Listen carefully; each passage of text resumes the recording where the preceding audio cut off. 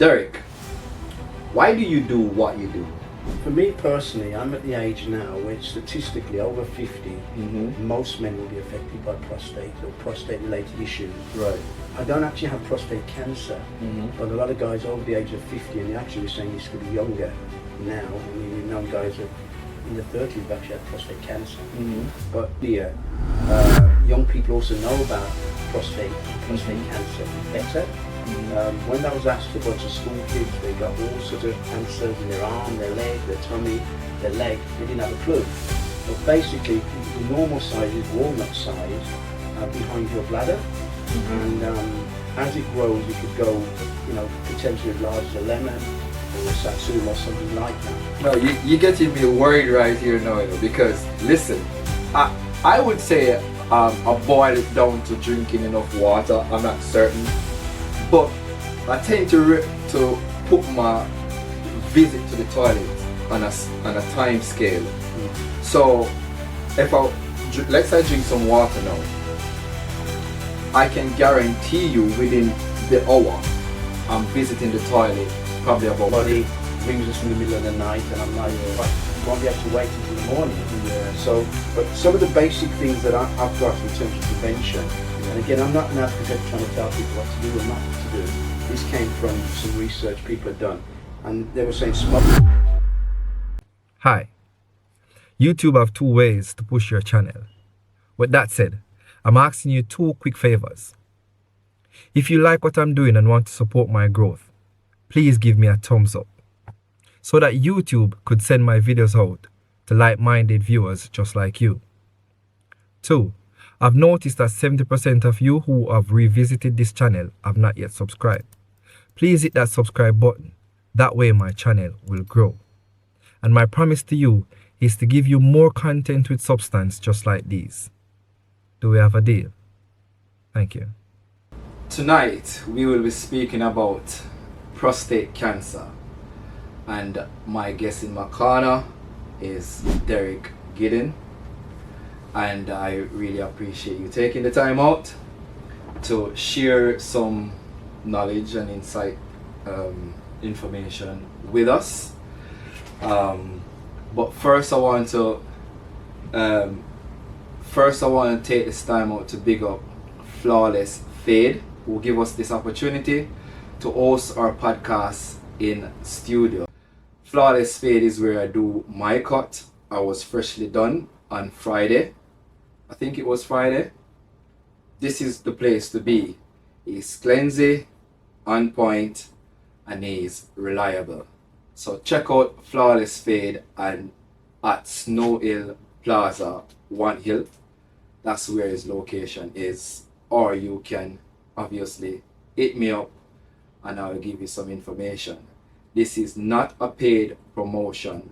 This is just genuine appreciation from both sides. Welcome to the Ivy Cancer Podcast, where we discuss cancer, health, lifestyle, and healing. And today it is no different. So, in the UK, prostate cancer, or should I say worldwide, prostate cancer is a big thing that affects men, particularly black men in general. And each year in the UK we have over 12,000 deaths and probably over 55,000 cases.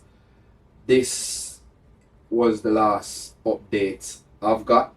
I'm not certain if Derrick would have any, but I will just ask Derrick to, formally introduce himself.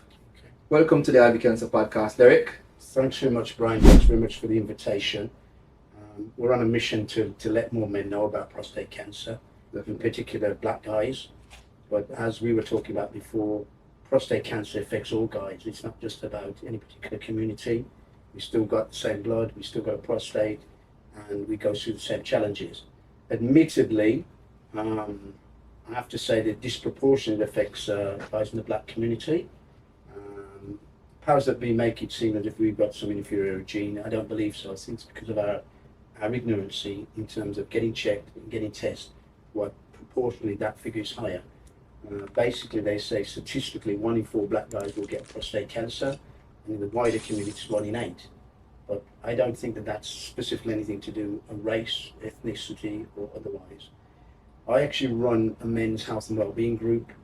We have over 70 guys in that. Being told that this is one of the biggest groups of this type in the country. We don't just cover prostate cancer, we look at the whole body, but prostate cancer is right up there. It's probably one of the top 3 areas that we cover and support guys on. We also have specialist input. My background is not medical, but you know, I get a lot of information from guys on the street who are going through stuff.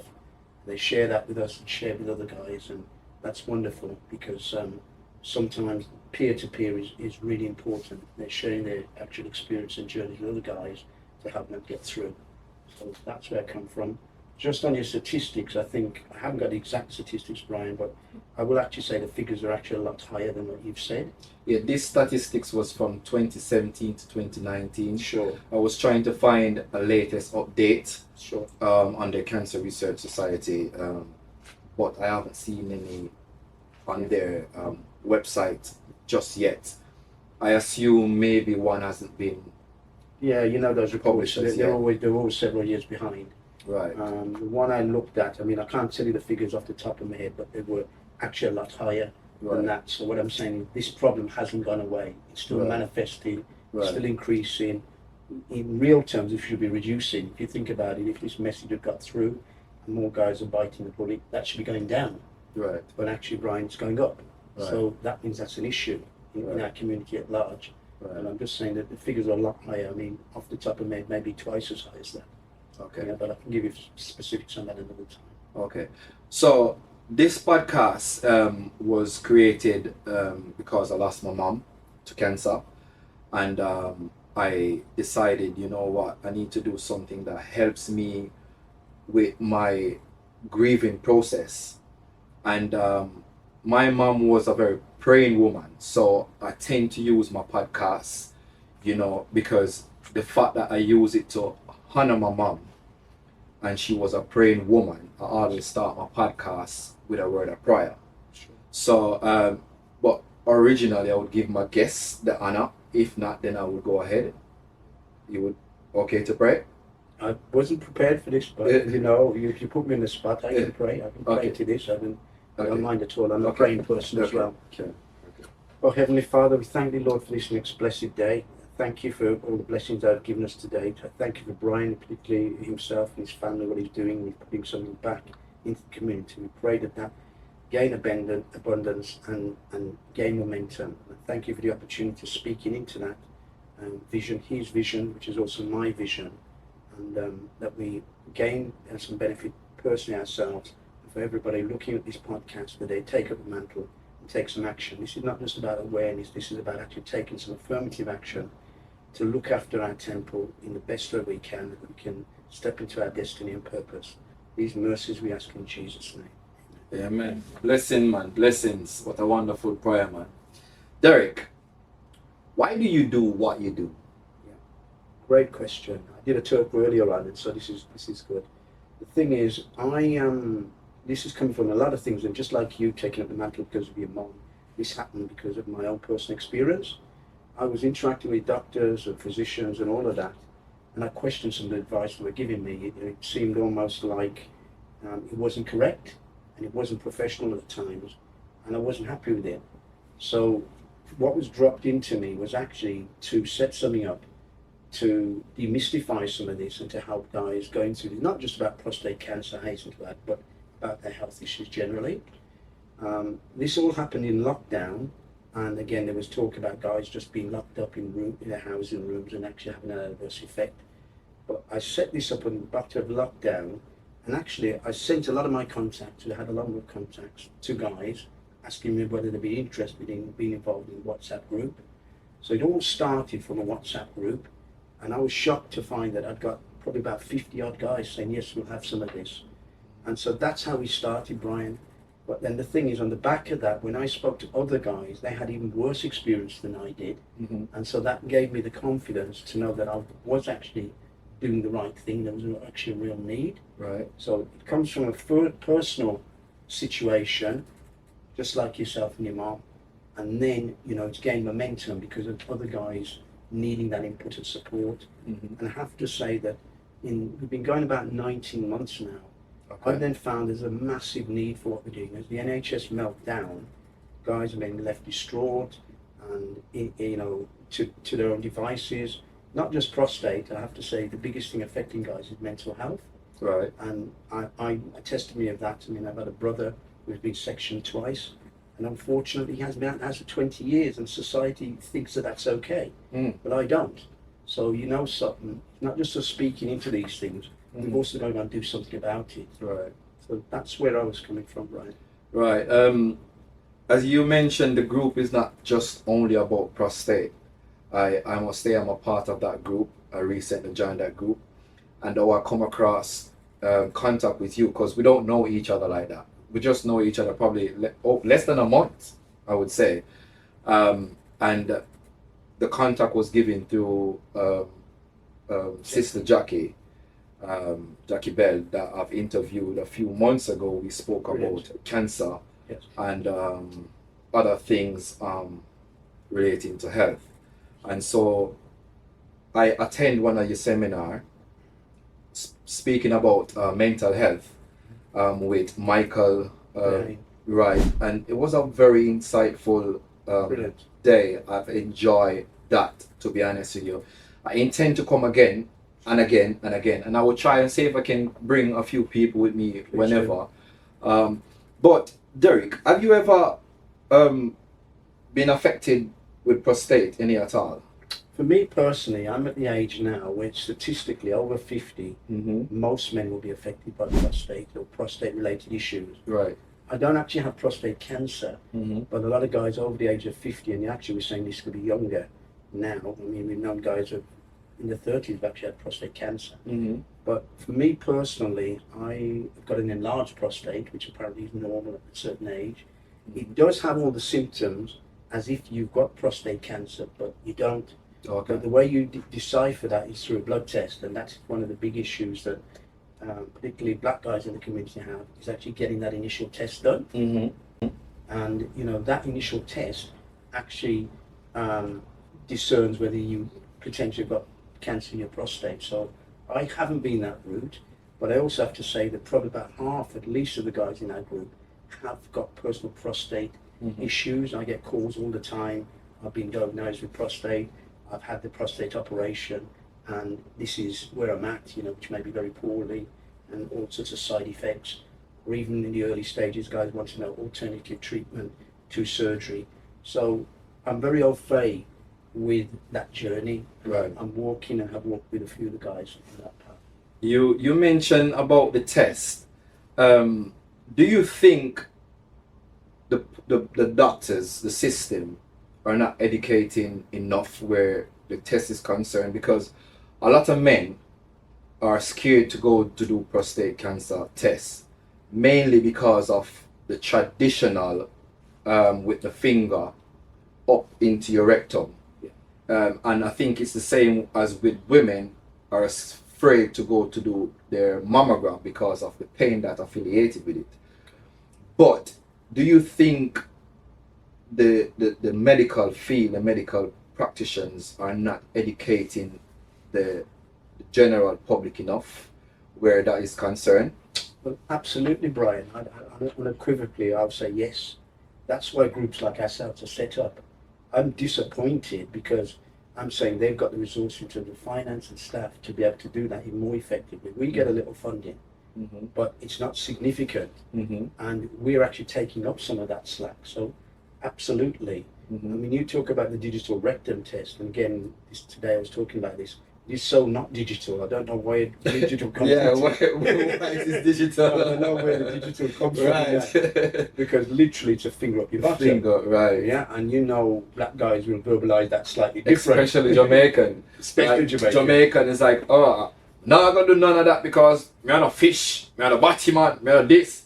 You know, we are very, very homophobic when it comes to certain things. The thing is, I speak into this because I think we need to break those myths down. Even today, when I said I've sat in the meetings where guys are going on with all of that, and I actually stood up and said, hold on guys, I want us to be real here. Right now, we don't have a bunch of options. Right. That is one of them. First of all, this is a medical trained qualified practitioner, right, qualified to do this. He has gloves on.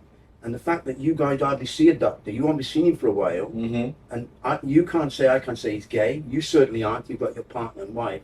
So come on, guys. If this is a test or a finger up bomb that saves your life, that's worth it.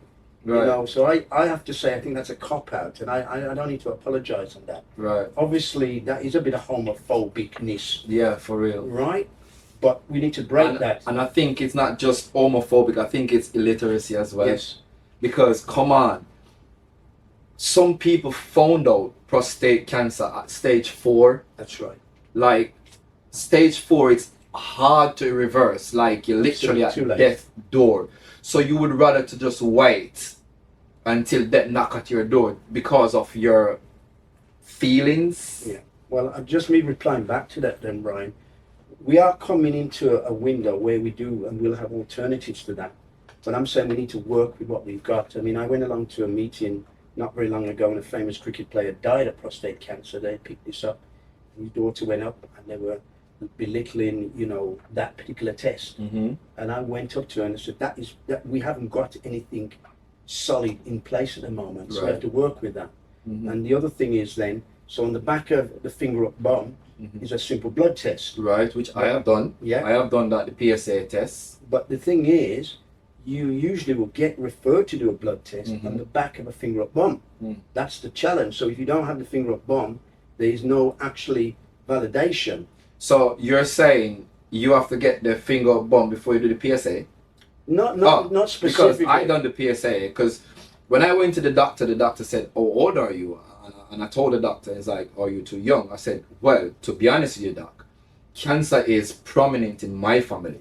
High risk. Right? So I need to make sure that I have not exposed to this risk." So I found out about the PSA test, because I never knew about the PSA test all this while. Yes. And he said to me, "What are your history?" And I told him my mom just passed of cancer, a few uncle of mine had prostate cancer, and I named the list, and he's like, all right, and he booked me in for a PSA test, which was fine. Well, now let me clarify that, because I don't want your listeners or viewers to get the wrong impression. Technically, there are two separate things.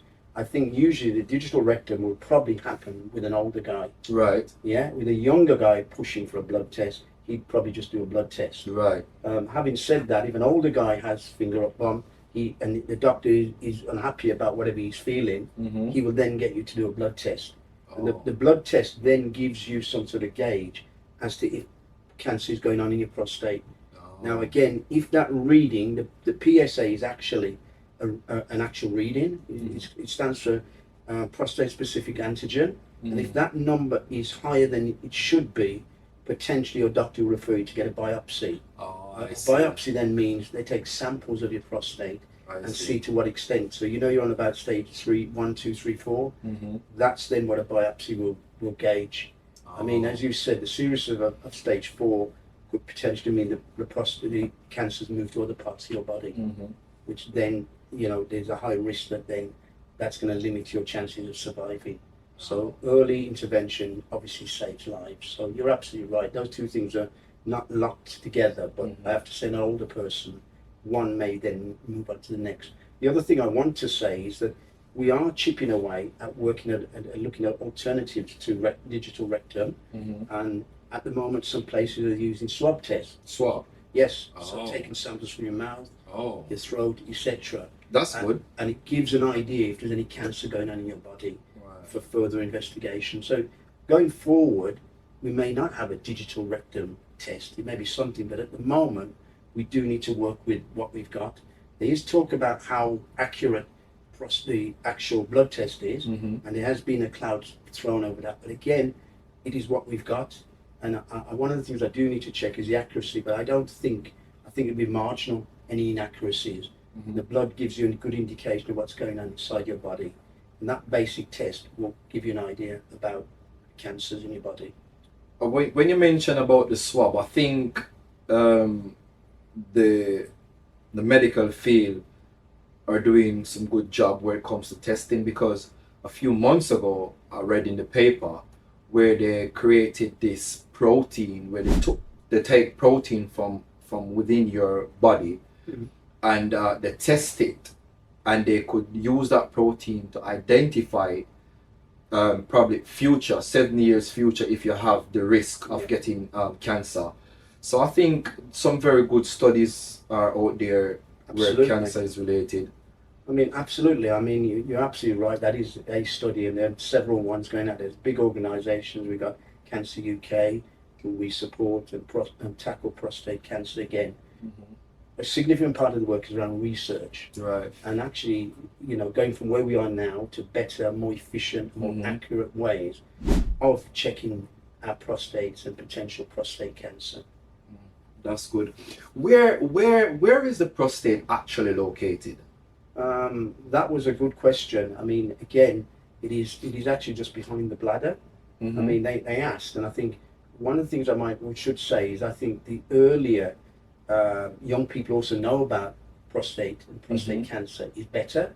When that was asked to a bunch of school kids, they got all sorts of answers in their arm, their leg, their tummy, their leg. They didn't have a clue.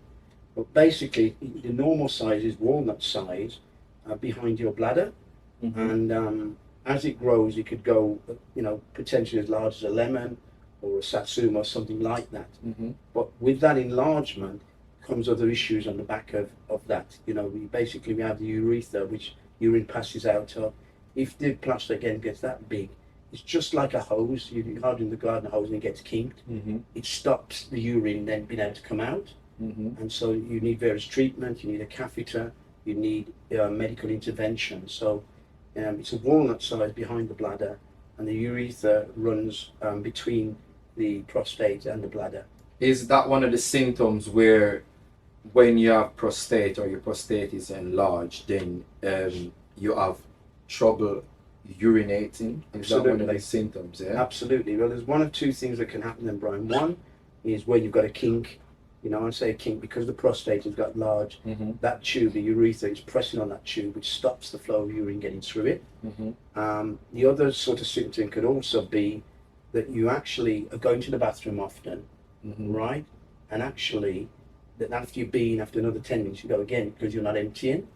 No, you're getting me worried right here now, because listen, I would say I boil it down to drinking enough water. I'm not certain.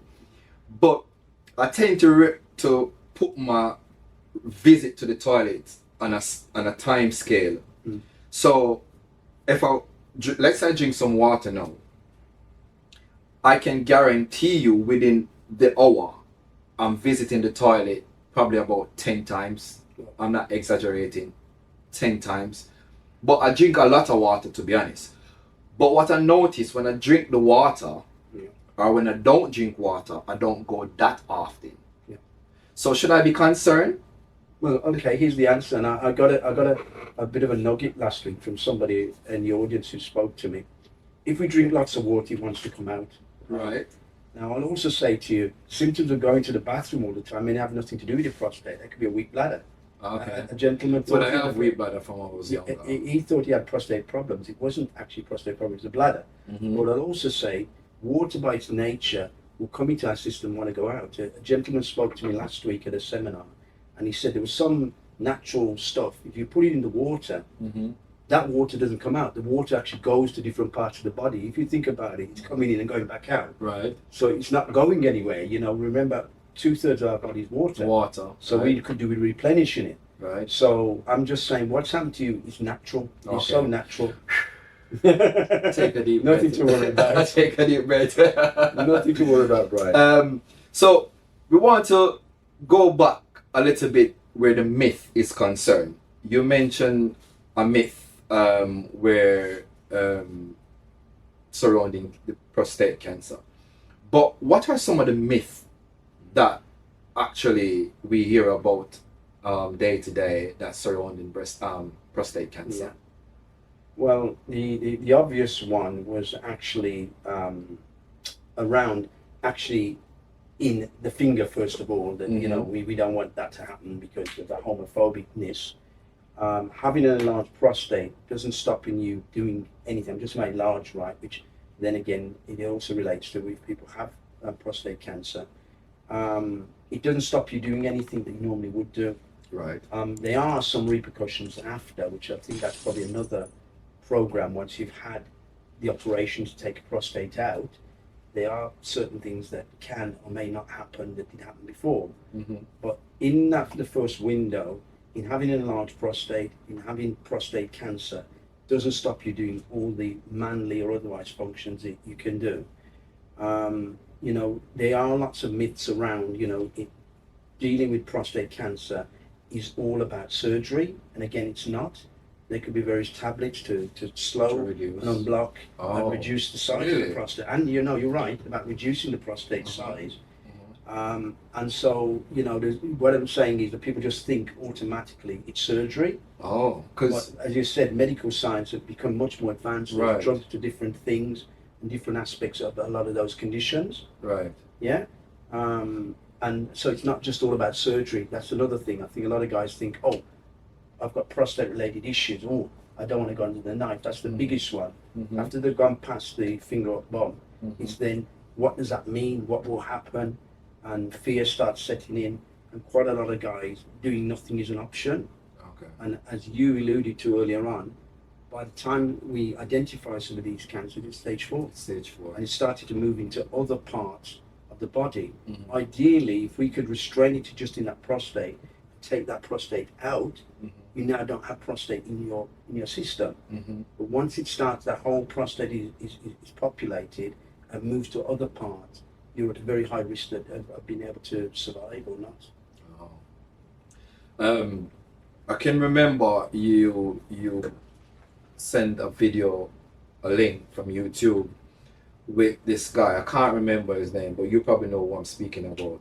He was sharing his journey with prostate, and it was his wife that prompted him, and that led him to go and do the test.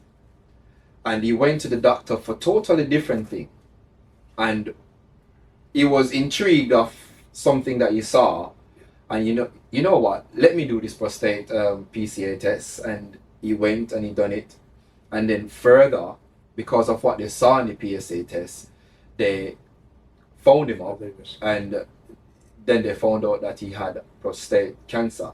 So, and it was at stage 3, I think it was. Yeah. So it is important, especially when you are over the age of 50, and I would even say 50, because younger people now are being diagnosed with prostate cancer. Because one of the things also that I found out is that, God help my soul, that because my mom used to warn me, you know, when I was younger, my mom used to say, you keep flinging your wheelie tail all over the place, you might sick yourself when you get older. And I come to the realization that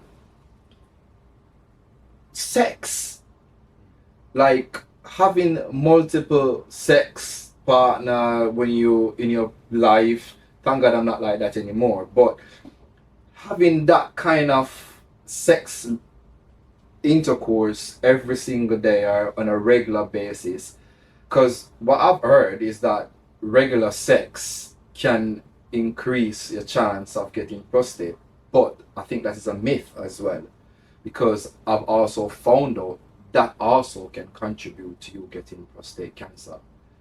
Would you? Well, I probably, I'm not going to subscribe to that in terms of having, I don't know, about multiple partners or even having lots of sex contributes to actually prostate cancer.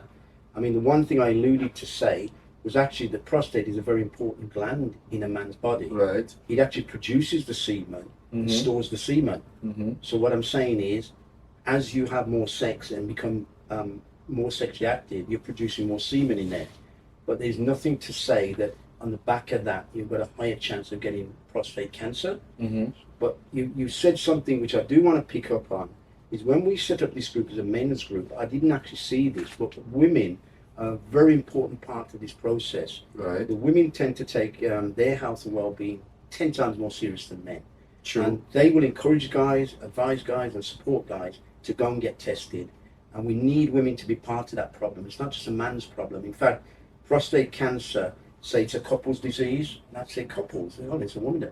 But they actually feel they need to bring the women on board with that process. And so women are a very important part of that. We did a conference over a year ago.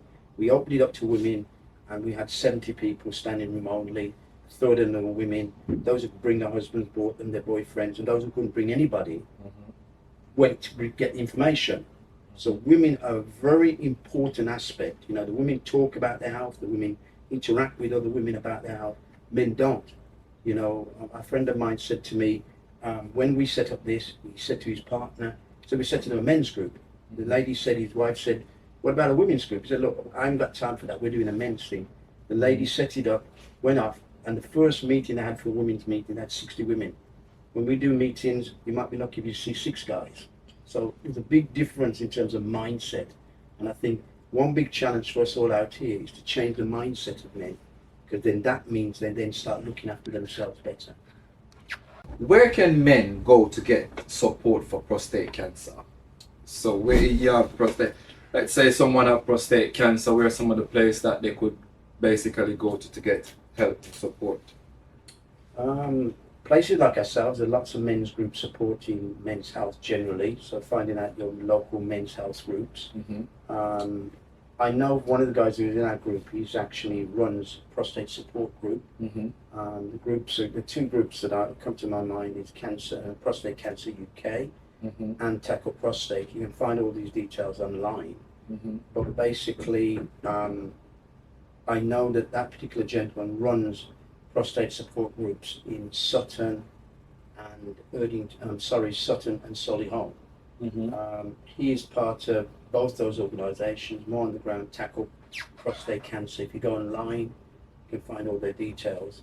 The other thing I was also going to say, that Cancer UK do a really great app which checks your risk of prostate. And again, I wanted to just say quickly, with you talking about your risk of your doctor, some men are at higher risk than others. And where that comes from is maybe in your dad's side or your father's side. Actually, then he's had prostate cancer. Somewhere down the line, they've been diagnosed with prostate. You're actually a higher risk than normal. The other thing I also want guys to think about is sometimes you could also have a higher risk on your mother's side. Some of your sisters, relatives, women have also had breast cancer and cancers generally. Right. Now, that group is the high risk group. That's not just a normal group. So anybody who has that sort of issue should be talking to their GP. Right. And so even if they wanted a blood test done even before they were 50, potentially they should be able to do that. I think we're saying 45. Right. But as you rightly said, we know of guys in their 30s who've had prostate cancer. The other thing is, while I described symptoms, I'll also say to the viewers and listeners, actually sometimes prostate cancer doesn't have any symptoms. I was going to ask you, what are some of the symptoms that we can come across? But you say no. Well, no, they are symptoms. They're generally symptoms. So the bathroom issue, being able to urinate, not urinate, having blood in your urine. Those are the typical markers. Right. But I'm also saying there's a group of guys who will be in the same age range, will have no symptoms at all. They'll be going to the bathroom normally, and they won't have any blood and all of that. So I think the age is a real barrier to actually get checked. So you said blood in the urine. Yes. Would that be like obvious? Yes. Really? Yes. Guys actually peeing out, but I don't mean like, peeing all blood. But I mean, I've had somebody ring me in the last few days that that's happened. And he's very conscious, he can actually see it before you just see urine, but he can actually see blood in his urine. Oh, okay. And that usually is I say a marker, I can't say per se. Again, the gentleman I spoke to said that then, even though that could have been a marker of prostate cancer, it turned out to be an infection. But if you've got blood in your urine, you need to be seeking GP intervention. So you mentioned some of the treatment, which is obviously the operation, and you said there is a pill. Is there any other treatment for prostate? Well, with regard to a pill, the pills tend to come into it in terms of the symptoms, you know, the bladder function and all of that. But again, if it gets that bad, you need to have a catheter to be able to urinate. Mm-hmm. But the general treatments for prostate, the extreme end is an operation. We can also have radiation. Mm-hmm. We can also have chemotherapy. Mm-hmm. Those tend to be the main things. There are some other ones which actually they could be private services, and again, if people are prepared to pay and want to pay, Mm-hmm. you benefit from those other options. Mm-hmm. So again, surgery is very much an exception. It's actually extreme. That's obviously when you need to do that. Right. There are other options, you know, it could be radiotherapy or even chemotherapy, which is not surgery. Right. Yeah. What are some of the prevention, if there's any prevention, to prevent us from having? Because, you know, they would say you could prevent yourself from breast cancer if you should avoid this. You could prevent yourself from bowel cancer if you should avoid this. What are some of the prevention is there where prostate cancer is concerned? Yeah, no, that's a great one. The thing is, I think healthy living is the best thing we can do in terms of our health generally. Mm-hmm. Prostate comes under that. And why I say that is that actually our diet is very important, what we put in our body. Mm-hmm. I actually also think regular exercise is Right. something we should all be doing. Right. And sleep, and I'm saying quality sleep. It's not you having 10 hours and me having 3 hours. Sleep. Yeah. Like, Derrick, like sleep. When What's you that? mention the word sleep. Quality sleep. Listen, I am struggling with sleeping. Like, to be honest with you, my sleep pattern is better now comparing to a few months ago. And there is a reason to that, is because I start to practice like putting my phone on night mode after certain time. Like my phone literally 10 o'clock night mode, bam. And I try to come off my phone even before that. Yeah. Because they tend to say that the blue light, it affects your retina at night. Yeah. And it sends wrong signal to your brain and tell your brain different thing. Yeah. And I turn my light off as well.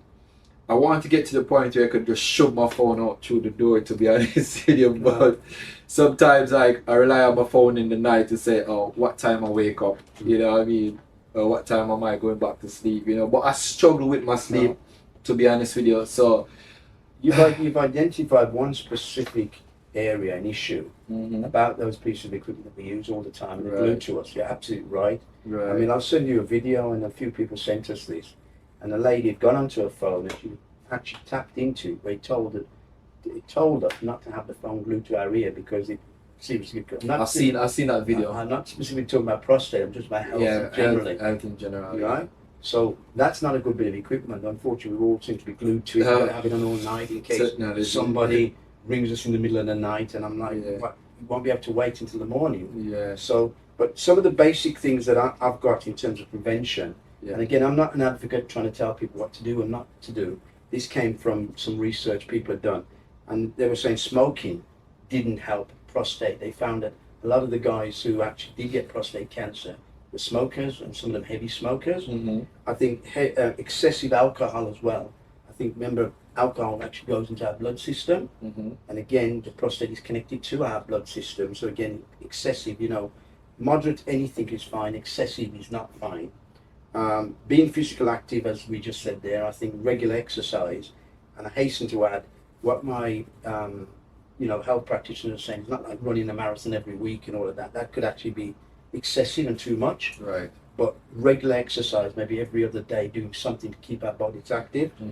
Also staying at a healthy weight. You know, obesity doesn't help. All these conditions generally manifest themselves even more. Also having a wide variety of vegetables and fruits each day, you know, the five a day syndrome. So actually having more, reducing red meat. Again, you know, that's now started to come out into the open, that we should reduce our intake of meats generally.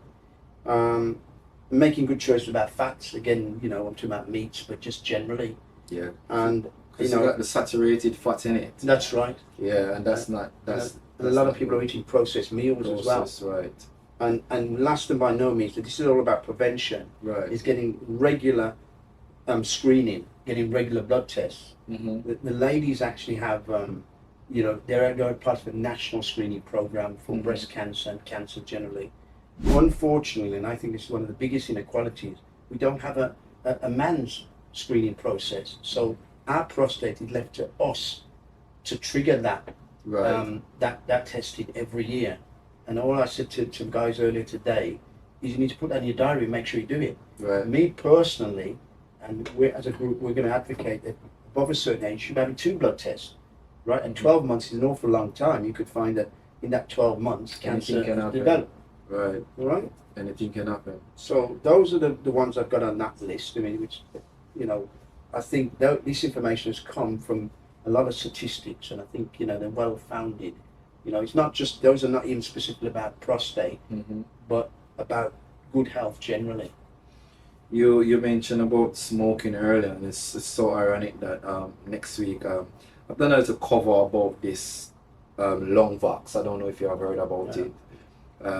Basically, it's to target lung cancer patients, and so it's funny enough that you mentioned that also can be a contributing factor with prostate cancer. And obese.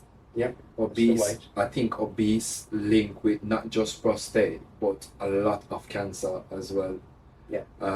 So staying for me, since I lost my mom and I realized that cancer is prominent in my family, I changed my diet. Sometimes my daughters they trouble me and say to me, I'm a vegan, but I wouldn't put my name on the vegan category or my diet on the vegan category because meat is still important, I believe, inside your body. You know what I mean? And because when you're looking in the Bible, for instance, they used to eat meat, right? But their meat intake was probably once per month. Or like that, So I would still eat meat occasionally, probably on a Sunday. And when I'm eating meat, I try to eat halal meat as well. You know what I mean? Because it's proper killed and drain the blood and stuff. And Bible tradition, that's how they used to eat their meat as well. Okay. You know what I mean? Make sure. I'll endorse that and the meat one. It's not for me to come in and advocate to anybody, but I think excessive meat intake is not good, and I think there's a linkage with cancers. If I have to be honest with you, I mean, a lot more people are now becoming vegetarians and vegans. Right. Nothing to do with religions or anything like that. No, it's just health. Yeah. The other thing I wanted to also throw in the mix, which we mentioned earlier, was water. 2/3 of our body's water. So again, we need to replenish that. I'm talking about with quality water. I mean, I have to be honest with you, and I make no apologies if certain trends are listening, but I wouldn't be advocating people drinking water from the tap. No, I don't. Even this, I don't really drink water from plastic anymore either. Okay. I don't really. My daughter's there, she can give a test. We buy a water sterilizer. Yeah. That sterilize our water, and if we have what we transfer the water is a BPA-free water bottle. Trying to get a glass bottle, which is better. Sure. But even these plastic is very toxic as well. Okay. So yeah, but water, as you said, I was looking at the anatomy this week, and I realized that our body was made up of like 70% of water. That's our muscles. It's a lot of water. So whenever we sweat, we need to put back that. Even when we're sleeping, we lose fluid. So what I started to do, I keep a big cup of water next to my bedside. So as I wake up in the morning, that's the first thing I do. Just drink. So I restore back that water that I lost while I'm sleeping. I think water is very, very important in terms of hydration. Right. And also, what I'm talking about for men, is actually also flushing out your system. Again, you are more prone to urine infections when you're not flushing your system, what we call UTI, urinary tract infections. You can see the difference in the colour of your urine, the smell of your urine, etc. So I'm just figuring, that toxins are building up in our bodies when we don't flush it out, which I'm saying, while this is not on here, that drinking, and I'm not on about, I'm not somebody who can drink lots of water without running up and down to the bathroom. Same. But you know what I'm saying is actually having some water intake. And I'm also going to say, you know, people go, I've had 10 cups of coffee. That's different to having a glass of water. Yeah. You know what I mean? Nothing compared to No, water. it's mixed up. It's changed the composition, etc., etc. So I think those are my basics. The other thing I wanted to say about prevention is actually, I'm going to throw out to your listeners and viewers, also there's brilliant YouTube information and clips online, and there's some very well qualified doctors in various areas who come up with bunches of things that can quantify that have used to reduce the size of the prostate, and actually in some cases get rid of cancer. Now I'm not per se will work for everybody, but also we need to do our own due diligence as well. Right. Don't accept what anybody's saying. Check these stuff out for yourself. Derrick, before we close, do you think we missed out anything that we should have touched on? I think we've pretty much covered all the areas, but I'm also saying that when we started, we were talking about awareness, but I think we need to move off, and we've moved off from that. We need to actually be taking affirmative action to address this. So early intervention saves lives. The other thing that I also want to say before we finish, and that's a great question you've just asked, is actually the biggest thing affecting guys is mental health. And I'll tell you why I'm just mentioning that is only because then with good mental health means we can make good decisions about our health and about prostate and about any other condition. So it's very important guys maintain their mental health, you know, and I'm just urging people to get intervention, get support, get counselling to help that, because I think I've acknowledged that with good mental health, all of this drops into place. Men are more likely to do something than not do something true regarding their prostate. But, thank you very much for the opportunity, Bryan. If people want to join your organization, Yes. how could they find it, and what's the name of your organization? Yeah. Our group is called Men's Health and Wellbeing Group. I think technically that title is Midlands as well. We do have a website which is men's, as in MENS, health-wellbeing.co.uk. So we've got a website up there. And we've also got a contact number which is 07493397272. I'll just repeat that. 07493397272. And we'd welcome any calls or emails. We run a monthly meeting every month. We've got a program coming up shortly, mental health workshop that you've been along to one. We've got an amazing lady coming, an Asian lady who is a neuroscientist. So this is all about our brain and how it interacts with the whole of our body. I need to be at that one. Absolutely, yeah. Absolutely. So she's coming up, I think. We're doing those, and again, I don't know your availability, but she's doing that during the day because of room availability and all that. Right. We'll run for 3 weeks. So again, if you can't make all 3 weeks, if you come in and get one of those weeks, trust me, this will be life-changing. Definitely. Right? Because I've been to her sessions and I'm like, whoa, these are the things we wish we'd known before, but at least I've got it now. And I can also help and support guys. So we do a monthly meeting, which is the fourth Tuesday of every month. We do it locally in Erdington, Highcroft Community Centre. All that's on the website. And also we are doing workshops and we're planning one-to-one sessions. We're looking at funding through lottery. If we get that funding, we're going to take this thing on to a whole different level because there's so much of a need. Men need to be looking after themselves, but they also need support in doing that. I appreciate your passion to help the community, and I wish your organization all the best.